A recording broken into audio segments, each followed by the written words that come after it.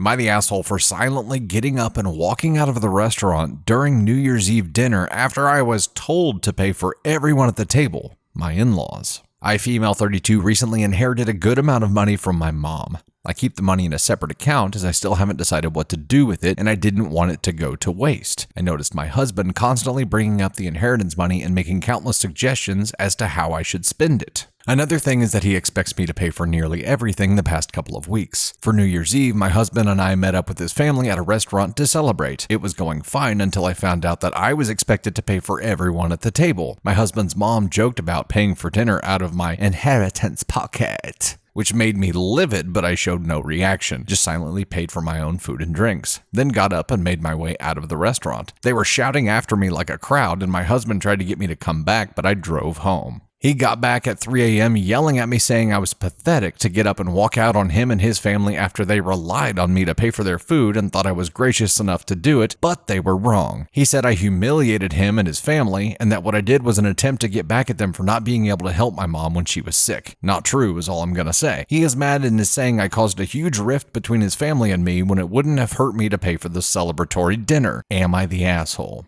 Okay, several thoughts here. My first thought is, if you're a married couple and you receive an inheritance, is that marital property that he has some kind of claim to then? I don't know how it works with inheritance. Maybe there's a different law that governs how inheritance is for married couples. I know a lot of married couples keep their finances separate, and they do that for very good reasons. This is probably a good reason to keep that separate. The husband could have avoided all of this drama by talking to you about him saying that you were going to pay for everyone before you got to the dinner. If you had known that you were going to be expected to pay before you got there and sat down and actually ordered, you might have been able to at least prepare for it, have the discussion ahead of time, or decided not to go. Canceled the whole thing. But he ambushed you, and obviously he has some kind of feelings about you having this money that he does not have any claim or access to, and he resents you for it. Thus all the suggestions, thus ambushing you, and this is going to grow and grow and grow into bigger and bigger problems until you guys sort this out. So there needs to be a big sit-down conversation to say, okay, here's the deal. This is my inheritance. It's set aside. If that's the way that you want to approach this, it is mine from my mother. You have no claim to it. You don't get to decide anything that happens with it. And if you ever ambush me again, whatever you want to say there. There needs to be some firm boundaries created here, because right now he's testing the boundaries, right? He's just testing them and testing them and testing them. And he found one at dinner and now is trying to gaslight you by saying that you're the asshole for something that backfired that he did. That's horseshit, and he knows it's horseshit. He's just trying to save himself from looking bad to his family. Well, it's too late for that, pal. But in his attempt to save himself from looking bad, he's just throwing you under the bus. It is not your fault that he's an asshat that didn't tell you that he was ambushing you and just did it and it didn't work. So,